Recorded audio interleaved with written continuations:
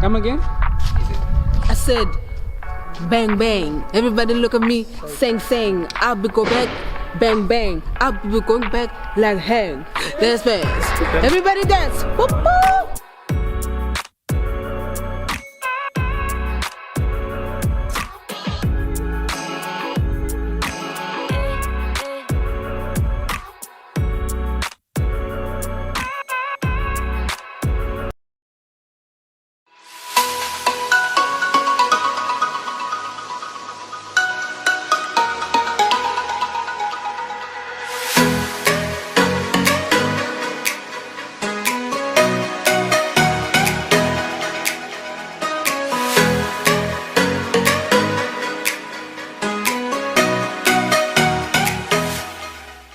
Yo, what's up everybody? My name is Sisipo April the Greatest. Welcome to our sold out YouTube channel, and I'm here with our amazing sold out leaders. Woo! And we are going to do a Q&A, and it should be fun. Let's get to it.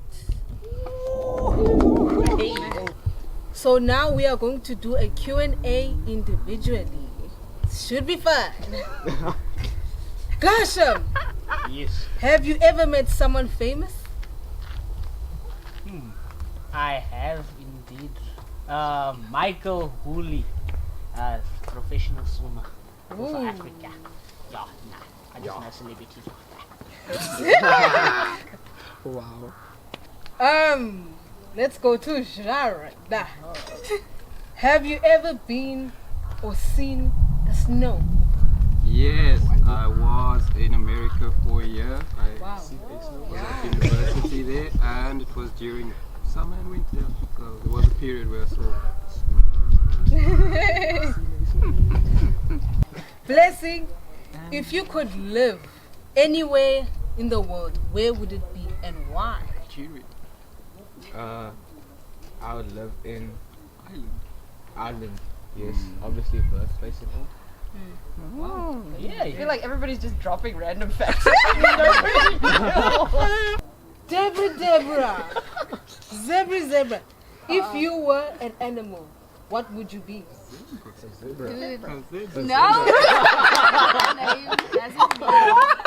A zebra. Oh, that's a new one. Yeah, I think I'd probably be a bird so that I can move around and fly wherever I want to. That makes sense. Olivia, what is one weird habit that you have? Oh, I have so many. I'm not wearing socks. bare feet. I love walking barefoot. I will walk in Spa barefoot. I will walk in Pick and Pay barefoot. Me too. Basically. I'm going to use that as my weird habit. I will walk anywhere barefoot. If I don't have to have shoes on, I won't. Y'all are just haters. Deborah, do you like taking selfies? It's like in between yes and no. Depends how I'm feeling at that time. Yeah. Edgar, can you dance? Oh. Hey.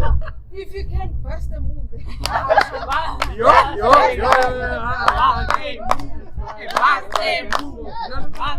I'm not going to do that. I'm going to take my skinny jeans, so it's fine. If I have to wash or not, I can, depending on the situation. Yeah. Don't give me any white dances to do. So don't ask me to socky, because as white as I am, don't expect me. Gershom, can you drive? Sure. You know, man. So I don't think I can. So you can't drive.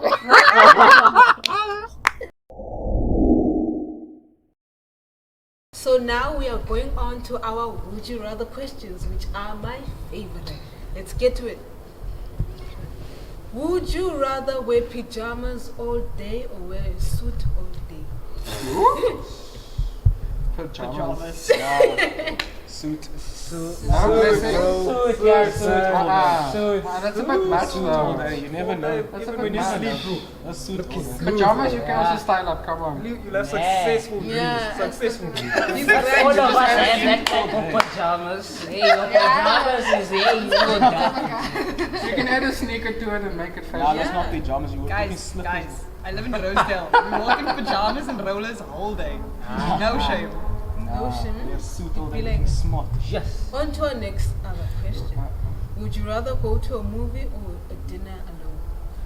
Movie. Food. Yeah, food. Yeah. Moving.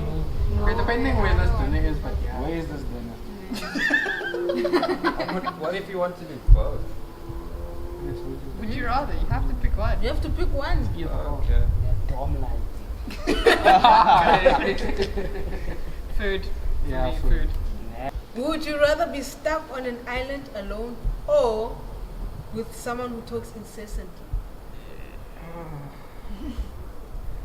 What's up? Guys, think about With this. someone, yeah. Company. Yeah. I think I'd I'll be rather be quiet, stuck you speak. alone Thank you. because I get annoyed pretty quickly. So On an island. Would you rather spend 2 weeks stuck in a psychiatric hospital or stuck in an airplane? You know? Is the airplane flying? That's It's flying. It never for 2 stops. weeks. 2 weeks. I'm chilling the weeks. plane. If Or it's with- flying I'm constantly. I'm in It's the plane. flying. It never stops flying. I'm in the Just- But I'm plane. not psychic. I'm in the plane. I'm in the plane. No, but like when For you're 2 in the air. But would you stuck? We've stuck in psych patients. Okay, yeah, Yeah. it does. My friends. Thank Okay, you. yeah. So many times. Then you slowly become When I this cried one. for Bye. I Bye. goes to life. man was the whole time. I think for me, it's a thing of the plane is too small, man. I can only walk up and down so many times. Yeah. You remember you're stuck in the plane, you can go into the cockpit, you can go into the storage, and you can go into the But you Guys, can't for really 2 go weeks to the straight. cockpit. Oh, man, it's this big, blessing. No. It's this big. The psych hospital, you can have multiple rooms you can you have explore. like airplane food and stuff. Exactly. Isn't it bad anyway? What else? Airplane food is nice. That's good. Airplane food is nice. I don't understand why people say it's You're stuck in a hospital, like hospital food. Fair enough. bad. Yeah, but you're stuck with crazy people who make life interesting. Yeah, Yo. Today I'm talking to Jared. Today I'm talking to Jared, man. But tomorrow I think I'm talking to Jared, but then it's Jeffrey.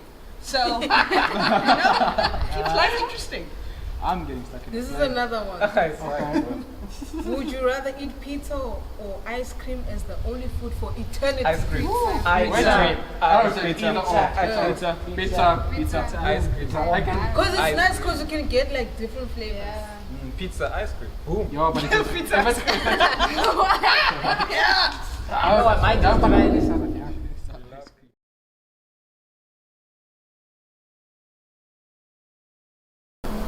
Now we are going on to the deepest and spiritual question. Gershom, how would you describe God? Yeah, that is a very good question. How would I describe God? Yes. I don't think there's like a specific way to describe God. Like, it's just it blows my mind thinking of all the things He can do for someone. Like, the impossible, basically. Something that maybe people don't believe. Someone that maybe people don't believe in, but if you have faith, like it says in the Bible, you will still see that He's there for you in the small things, and it's just like a big, someone big, yes, to all of us. He's always there for us. Yeah. Yeah. Olivia, how can someone live their full potential according to God? Yo, I think I'm in a phase right now. I'm in a point where, for me, living your full potential is letting go. It's releasing. It's surrendering everything, and just trusting God. Like trusting that He knows what He's doing and that He's got your back. And the best way for me to live at 110% is to give it all to Him. So I think the best way to live your full potential is to trust God. and not at 50%, and not at 8, not even at 99%, like at 100%, trust him. It's gonna result in some crazy things happening in your life, things that don't make sense to you, things that don't make sense to the people around you, but things that make sense in God's will. So, full potential, trust God, 110%, all day, every day. Oh wow. Deborah, what is it like? Sorry. How do you live a Christian life? I think there's only one answer. It's like following God and what the Bible has told us to do. And I think it's definitely not easy, especially when people tell you just read the Bible. It tells you what to do. There's the instructions for life. Wow. You have to actually spend time reading a verse over and over to actually figure out what it's saying, and then put that into practice in your life. And it can become difficult at times, just living in a modern society, trying to live out what is said in something that was written so many years ago. But I believe that God helps us, and He shows us each and every day how to live in a way that would please Him. Wow. That's amazing. Oh my goodness, I got the chills. Blessing. Why are so many people depressed, even though they're still Christians? Yeah. I just feel like then it's not like then you should just rely on God. I think people are not understanding His word then. Wow. Because if you are depressed as a Christian, you would know. Just depend on God and like pray and stuff like that. Then again, I think people are not like realizing how strong and powerful our God is. And I feel like they should just rely on God and pray as well. They're not understanding how strong prayer is. So I feel like as a Christian, being depressed is stuff that doesn't correlate in a sense. I feel like if you're Christian, you shouldn't be depressed. But then again, there's stuff we can't avoid as people. So yeah, all I can say is just pray and depend on God for your problems. And if that's a problem, I think you should just meditate on that and try and fix that. Yeah.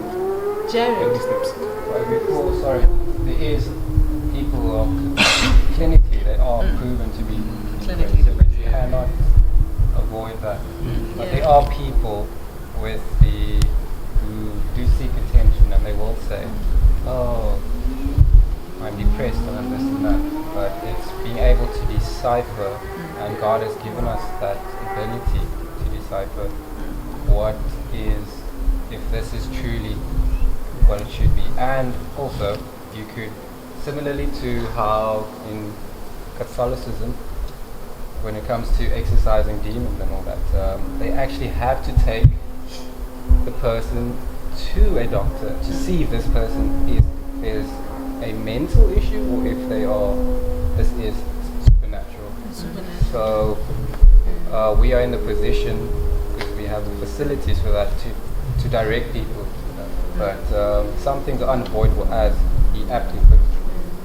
So clinically, I can't avoid that. But just to say, that's what Blessing was trying to say, but we're just trying to articulate that.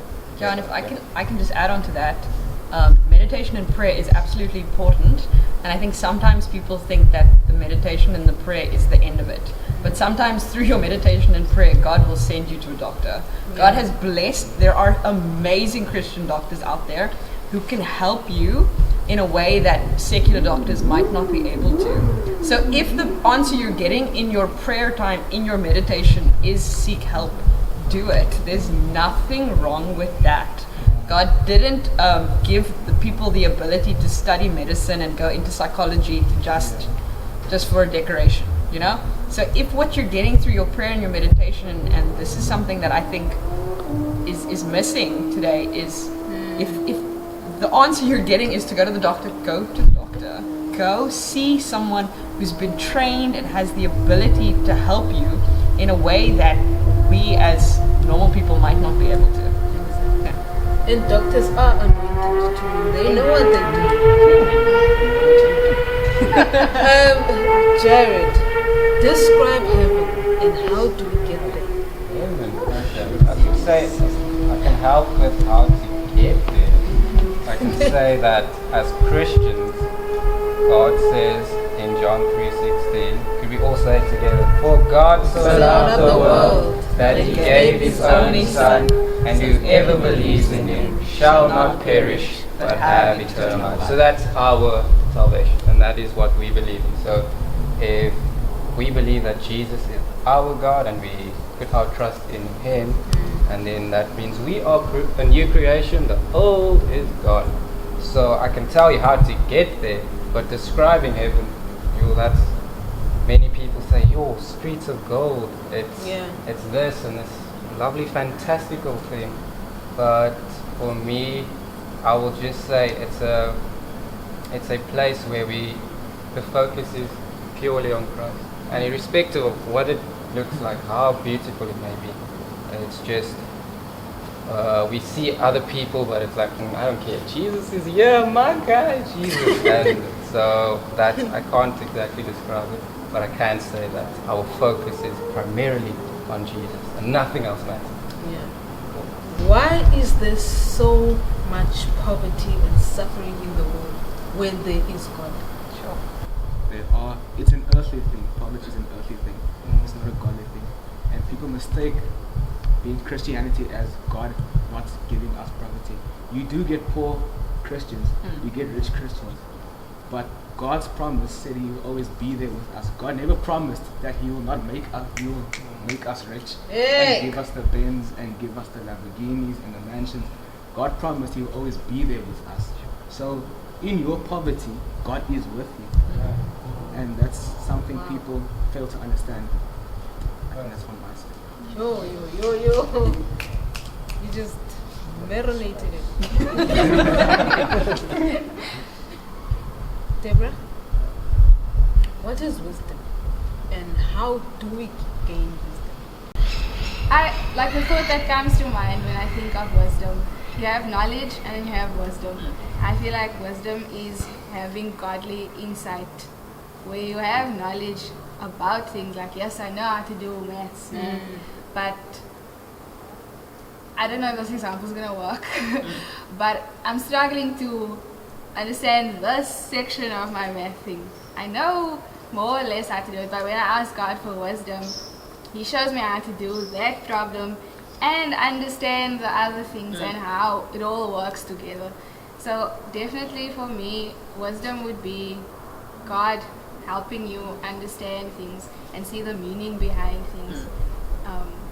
Like when Solomon asked for wisdom to be a king, he didn't just ask for knowledge on how to do things for the kingdom, or how to make like proper decisions, or just like help people in the country or the land. But he asked God for wisdom, and when God gave him the wisdom, then he knew like how to make proper decisions that would honor God as well, and how one decision now will benefit people, not only him, Solomon, but so many people around him in the years to come. If that makes sense. It does make sense. Very good. For my last question, Olivia, is Christianity serving its purpose? Ooh. But I think in order to answer that question, you'd have to ask, what is the purpose of Christianity? You have to know what the purpose is first before you can know whether we're serving it. And I think, to break it down, Christianity is to be called a Christian. Our goal or our purpose is always to become more Christ-like, to become more like Christ. I think a big problem that we face today is the fact that Christianity has so many definitions. Like, Christianity means something different to every random person. Every denomination has a different view. Even people who aren't Christian have a definition of what Christianity is. But I think the most important thing that we've been taught is from the Bible is the great commandment is love the Lord your God with all your heart and all your mind and all your soul. And the second is like it, love your neighbor as you love yourself. So for me, the question would be are we loving God and are we loving our neighbors? as we love ourselves. So, is Christianity as a whole in the whole world serving that purpose? I'm going to have to be honest and say no, because there are more Christians fighting amongst each other than any other people in the world. And does that show love? No, no it doesn't.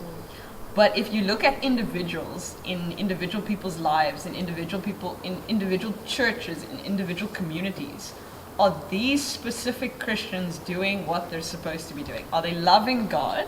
Are they loving their neighbors as they love themselves? There are people I can without a doubt say, yes, they are doing what God has called them to do. Like, these are among those people who I can proudly say love God and love their neighbors. But as a whole, under the flag of Christianity in the world, we're falling short, sadly. We are, as a faith, falling short. I just want to thank the leaders for having this session. We had so much fun and we learned a lot of amazing things. Thank you guys for watching. Don't forget to subscribe, hit that like button, and don't forget to check out our socials for our next section that is coming out next week. Thank you. Bye.